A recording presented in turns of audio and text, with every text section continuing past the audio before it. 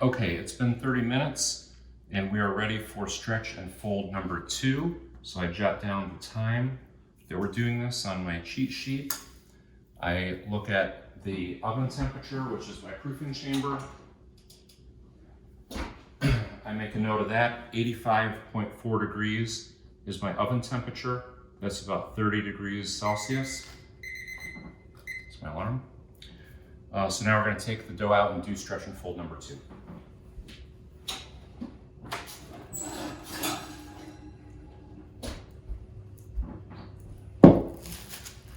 Okay, so the first thing we want to do always is see what our dough temperature is. It's the most important thing to monitor right now. We want to keep it between that target range of 78 to 82 degrees Fahrenheit, which is 25.5 to 27.8 Celsius. So I'm measuring my dough temperature. The center of my dough is about 76 degrees, so this is still low. Even though I've had it in the oven with the light on, where the ambient temperature in there is 85 degrees, the center of my dough is 76. So I'll make a note of that. So we are below our target temperature. What this means is, even at this point, I can already tell that our bulk fermentation time will need to be longer. We need to push the envelope on the recommended range of 3 to 4 hours. We probably need to go closer to 4 hours because I'm not at the desired temperature. So this is the interplay between time and temperature. We're going to try to get this temperature up again in the oven with the light on. It's at about 85 degrees. It'll slowly bring the temperature up, but we're running a little bit behind where we need to be right now. Need to get this temperature up a couple of degrees. But in the meantime, we need to do one more stretch and fold. This will be number 2. So stretch and fold number 2. Before we do that, let me just pause for a moment and discuss, why are we even doing this? Like, what is the stretch and fold process all about? So this is the equivalent when you're doing traditional bread using commercial yeast. This would be the equivalent of the kneading process. If you've ever made traditional bread, you knead it, you knead the dough, etc. You press on it, roll it, do that for 5, 7, 8 minutes. With sourdough, because this is a high hydration dough, 75, 77% hydration, it's too wet to knead it. If you tried to knead this, you would have more dough on your hands than you would have left in the ball. So this method has been devised called stretch and fold, which basically does 2 things. The stretching builds the gluten. So it's essentially like rubber bands. So if I take these rubber bands, by stretching the dough, I'm orienting the gluten in this direction. So I'm stretching it, and by stretching it, I'm building muscle. So it's like when I go to the gym and you work out, you're stretching the muscle and you're building that elasticity and you're building gluten. That's one of the key things that we need to get that beautiful rise in our dough and to create the structure for the yeast to basically allow the dough to rise. So we're stretching and creating gluten. That's the stretching process. Then the folding process, by doing these 90-degree folds, we're stretching and folding over. Then we turn 90 degrees, stretch and fold over again. So what we're doing, if you can imagine, is we're creating a grid. We're creating a lattice of gluten. I stretch this way, I fold it over, I turn 90 degrees, I stretch this way, I fold it over. So we're creating this layering or lattice of these gluten strands. And we're pulling the dough from the bottom, we're building it from the bottom, pulling from the bottom, building it from the bottom up, from the top down basically. And we're building this lattice, which is the structure that then allows the yeast to fill each one of those little cells that you're creating between the gluten strands with carbon dioxide, and it creates a place for the water to go to. So the little water droplets will sit in that bubble that was created by the carbon dioxide, and when you put that in the oven, all those tens of thousands of little spaces in there heat up to create steam when it gets 212 degrees, and that's what creates your oven spring. So we're basically creating this lattice structure for the yeast to be able to find a place to put the gas, create the bubbles, fill them with water, and then that's what creates your oven spring. So we're going to do stretch and fold number 2. At this point, the dough is still really sticky. So something people do is typically dip their hand in water. It keeps it from sticking. I reach towards the front. This feels totally different than it did the last time. See how far I can stretch that now? You don't want to rip it. I almost ripped it there. Just trying to show an example. Pull it the second time. Let the gravity do the work, don't rip it. Pulling it the third time, so this dough is really firming up. It feels a little silkier, and now I'm lifting it out of the bottom of the vessel when I stretch, so that means that I'm building that muscle in here, I'm building that resistance. I'm up off the bottom, I fold it over. So that was a pretty aggressive turn. Again, I usually do the first two stretching pretty hard like that. Then the last 2 or 3 that we do, you don't want to distress the dough very much. You definitely don't want to be ripping the gluten strands, so we're going to be a little bit more gentle with it the next 2 times around. So that's our second stretch and fold. So you can see we're layering, turning, layering, turning, layering, turning, creating that lattice structure. But now we need to get our dough temperature up because it's colder than it should be. So we're going to put this in our proofing chamber, which is the oven with the light on.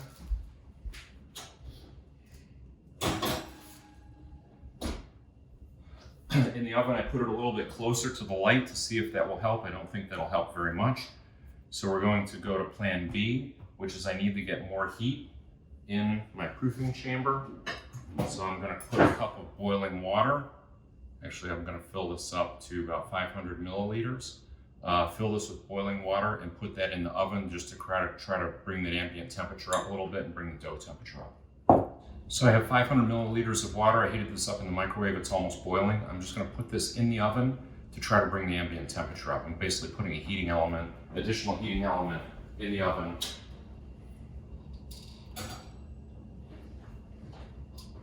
The temperature inside the oven before I put that in was 85.6 degrees. We'll see if we can get the temperature up, with our goal being getting the dough temperature up between that range of 78 to 82 degrees Fahrenheit. This is one of the most complicated parts of doing the tartine bread process, because Chad Robertson wrote this book based on baking the bread in a commercial bakery. So his room temperature is the bakery temperature, where he has a 900 degree oven running most of the day. So his room temperature is 78 to 82 degrees.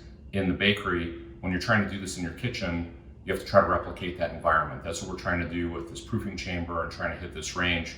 Very difficult to do, and it's probably the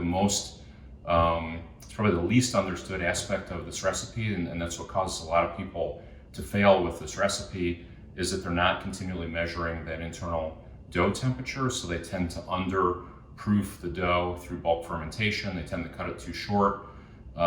Then by the time you bake the dough, it comes out pretty flat. You don't get a good oven spring, you don't get a good crumb, because you didn't get the fermentation into that sweet spot of that 78 to 82 degrees Fahrenheit, where the bacteria and the yeast can do its job. That's really all we're trying to do here, is let those 2 microbes do their work.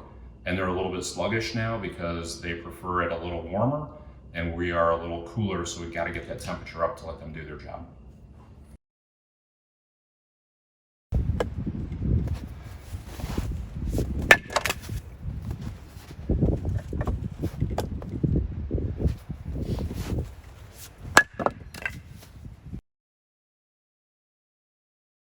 Okay, 30 minutes have passed. We're on to stretch and fold number 3. Let's see where we are with our dough temperature.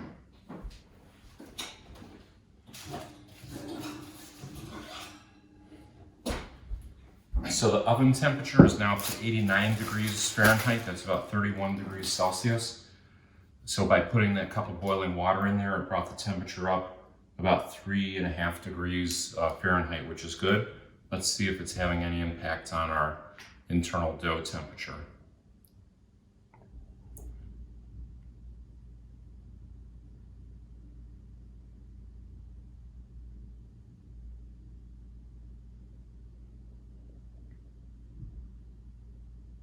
We're at 77 degrees, so it's climbing, but we're still not in that target range that we want to be at, which is 78 to 82 degrees. So we're going to just keep working at it. So now we're on stretch and fold number 3. At this point, we've worked the dough quite a bit. We should be starting to see a little bit more billowiness, a little bit more air in here. I'm not seeing too much of that, but if you look around the sides, you can see some bubbles forming around the sides of the dough. That's why we use this glass container so you can see what's happening. So there's a little bit of activity in there, but not as much as we would have at a little higher temperature. But now we're starting to get some of the CO2 buildup. So when I do the stretch and fold now, I'm going to be a little bit more gentle with it because I don't want to press the gas out of the dough. So stretch and fold number 3. I reach down to the bottom. You really want to pull it from the bottom. You're pulling from the bottom, rolling it over the top. This is what creates that structure. Get down underneath all the way, pull from the bottom. This dough is really firming up nicely. Feels a lot different each time, starting to stick together like a ball. It's coming away from the edges of the container. I can't stretch it as far. I'm not going to force it. That's 3. And I'm pulling from the bottom and layering across the top. It's kind of like that Jenga game, right? We pull from the bottom, we put it on the top, pull from the bottom, put it on the top. We're creating a giant Jenga tower of gluten here. That looks really good, and it is starting to get a little more billowy. See, when I tap the loaf here, you can see it bouncing a little bit. That's a good sign. So that means that the fermentation is working even though our temperature is a little bit low. So we're basically an hour and a half into this process and we're still below our desired temperature, but we're gonna keep at it. I'm not going to try to get the oven any higher than 90 degrees because then it'll start to superheat the outside of the dough. We're just going to keep it in there, and we'll see you back in 30 minutes. Before we put this back into the oven for 30 minutes, we're actually going to do something called a Windowpane Test. Windowpane Test is where we stretch the dough to see how the gluten development is coming along. And it's called the Windowpane because you should be able to stretch the dough super thin so that you can actually see through the membrane of the dough. So I just wet my hand a little bit. I just pull a little bit of the dough up from the top here and I stretch, and you can see, I can see through the dough. It's almost starting to rip, but that is really good gluten development. That's the wind, see there, it just tore a little bit, so it needs a little bit more, but we're getting good gluten development. That's a good sign that our leaven actually is working, that the gluten is working. You can see there, it's starting to rip a little bit. We're definitely getting to where we need to be after basically 3 stretch and fold, but we're not there entirely. You want to be able to do that Windowpane test and really stretch that dough a little bit more without it ripping, so it means we need a little bit more gluten development. But that's a good test to do periodically in the stretch and fold process. So now, back into the oven for 30 minutes.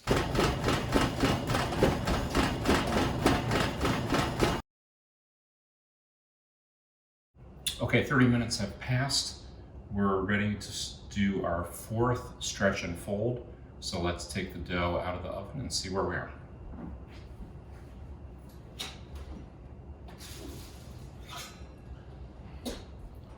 Okay, I refreshed that cup of hot water that I had in there. So the internal oven temperature is now about 91 degrees Fahrenheit and 32 degrees Celsius. So let's look at the dough.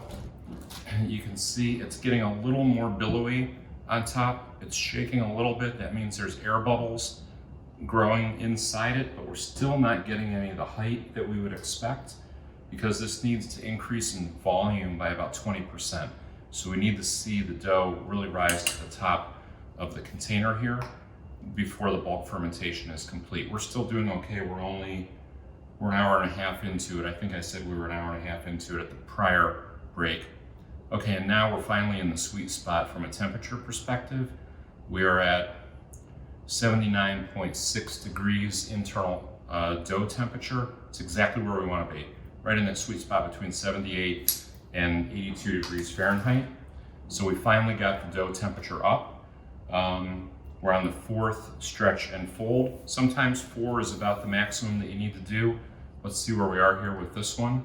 So I'm going to reach down to the bottom. This dough is really soft and silky feeling now. Feels very different. It's sticking together more, a more cohesive ball, kind of all the way around. It's 1 stretch and fold. Really want to go all the way to the bottom. Pull that bottom up and over. Be a little bit more gentle with it than we were on the first 2. Pull and fold. I'm still developing gluten. I can feel the dough kind of pulling back against me, resisting me pulling on it. And the fourth turn, up and over. That's looking really good. So let's do that Windowpane test again. So I basically grab the edge of the dough, I pull it up, and I stretch to see how thin I can get this before it rips. They call this the Windowpane. It's really more like translucent skin is what this reminds me of. It's so impossibly thin that you can see through it, and there it just ripped. There it's ripping again, but I'm getting pretty good translucency on this. And sometimes you'll get that tearing just because we have whole wheat in here. If this was 100% bread flour, you could really stretch it much longer than that, but because we're using the whole wheat, the wheat bran tends to actually cut through the gluten when you stretch it like that. So we have pretty good gluten development here. We're still not getting the rise that we need, but we're in the range of the sweet spot for the temperature now at about 80 degrees. So that was the fourth stretch and fold. You usually have an option to do a fifth if you think you need it. I'm not sure yet. Let's reassess in 30 minutes. This goes back in the oven.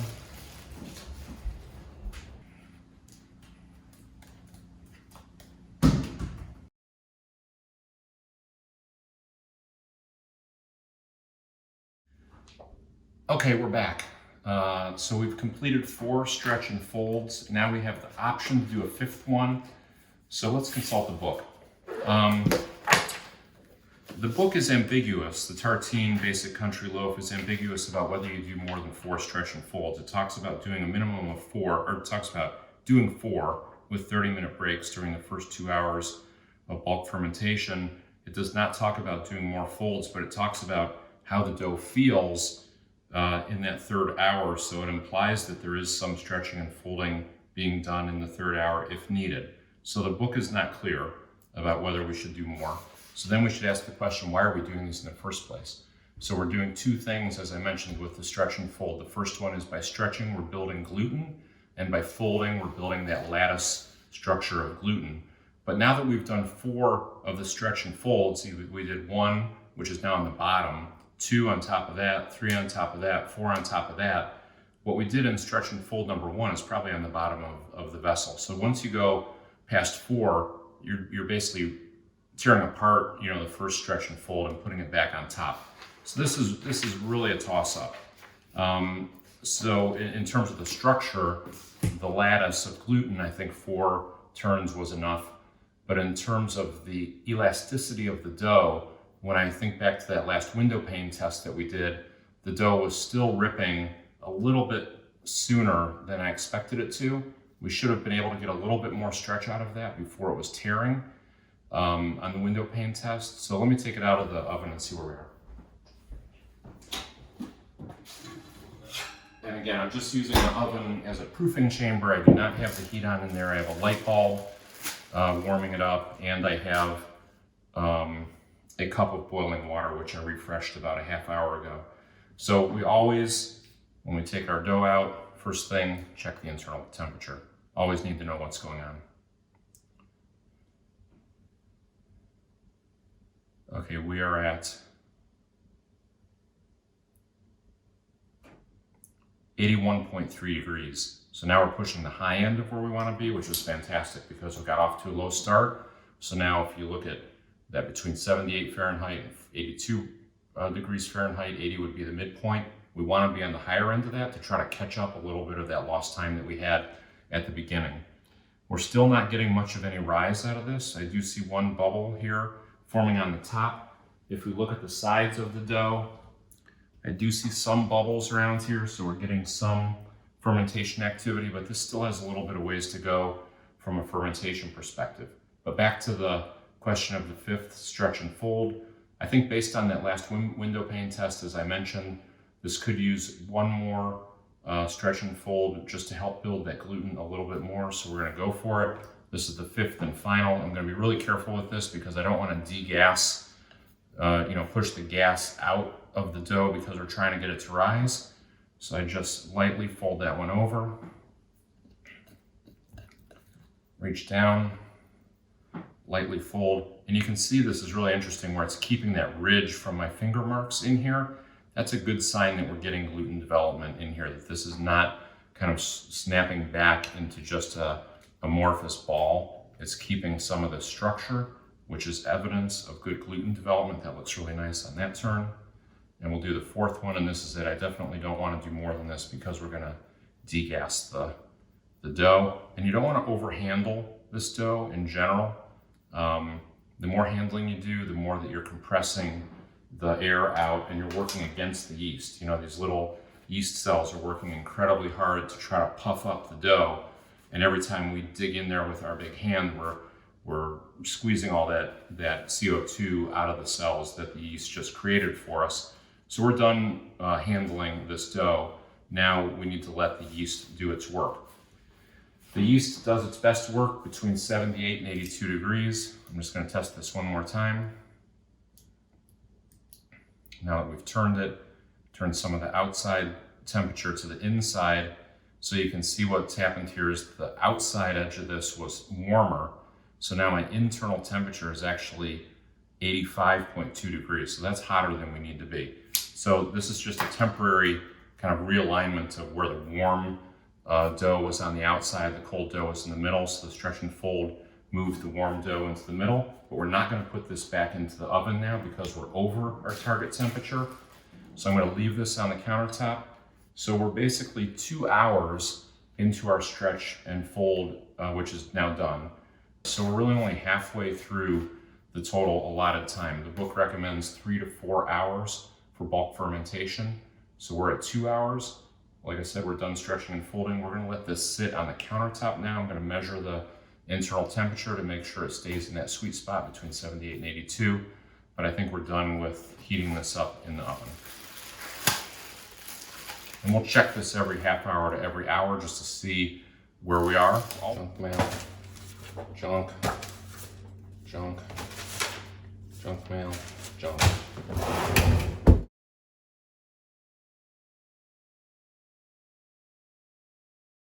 Okay, we just crossed over our 3 hour mark of bulk fermentation. Let's see where we are. So I've left this on the counter for the last hour because the internal temperature was over 82 degrees when we last checked it. Checking the internal temperature now.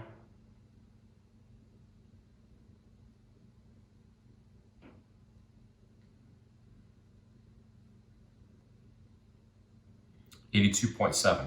So that's still a good inside temperature, kind of deep in the middle of the dough. Out on the edge here near the glass, I can feel the vessel cooling off a little bit. So I just want to test along the glass.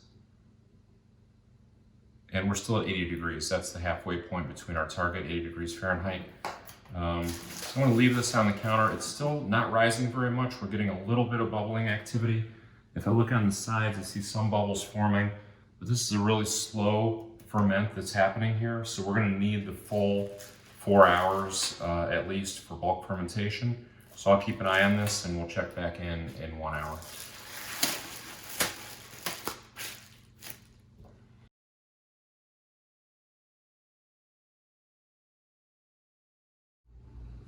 We are 3.5 hours into bulk fermentation, and this dough definitely is rising. It's slowly rising above that blue tape that I put on. Let's test the internal temperature to see where we are. People are sometimes afraid to, poke this probe in there.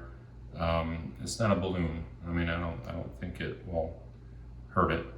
So our internal temperature right in the middle, 81.9, 82 degrees Fahrenheit, still right where we want to be. See that stretch coming out, that's the gluten, which is good. I also test along the outside to see if the vessel is cooling down. It's still at 79 degrees right along the edge. That's a good temperature. We're gonna keep going. 3.5 hours in, we'll see where we are after 4 hours, which was the planned time.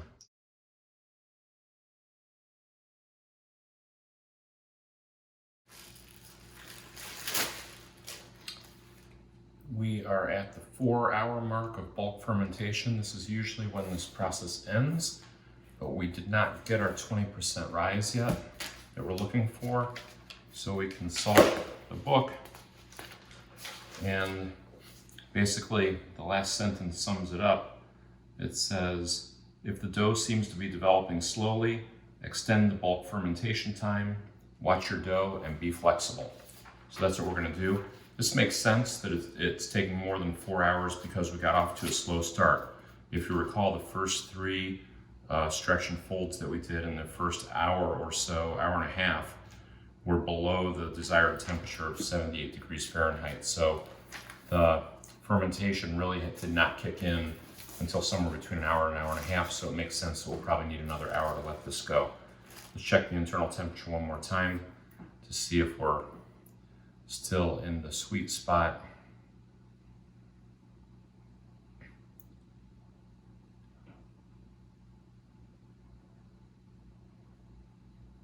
.8 degrees, that's good. So we're going to leave it on the counter, let it continue.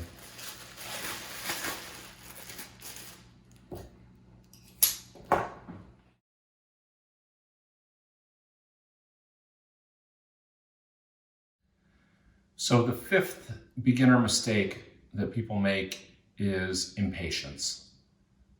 This is a long process. It can be a complicated process. It can be a frustrating process. And there's a tendency by everybody, myself included, to just want to kind of plow through the process and get it done because it takes a long time. But you have to realize that you're not in charge of the process. The yeast is in charge of the process and you're just the coach. You're the helper. To the yeast and the lactic acid bacteria, they're really running the show, and all you're doing is helping them do their job. So there will be points in the process where you need to decide, are you going to speed up, slow down, add temperature, take away temperature, go back and redo something if possible, because it never works as planned. And even following a recipe strictly time and time again, there are so many environmental factors that can influence your bake that you just have to be able to deal with uncertainty and always ask the question, am I rushing through this? Because rushing through the process generally is a bad thing.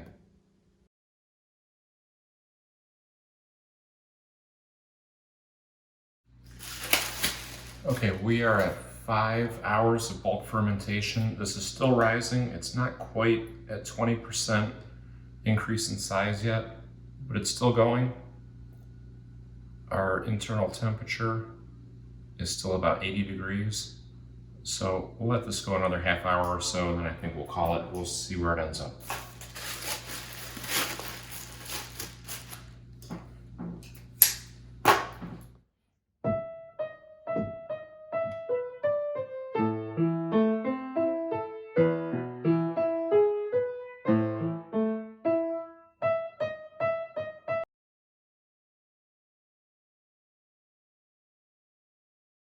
Okay, we are at 5.5 hours of bulk fermentation and we are done.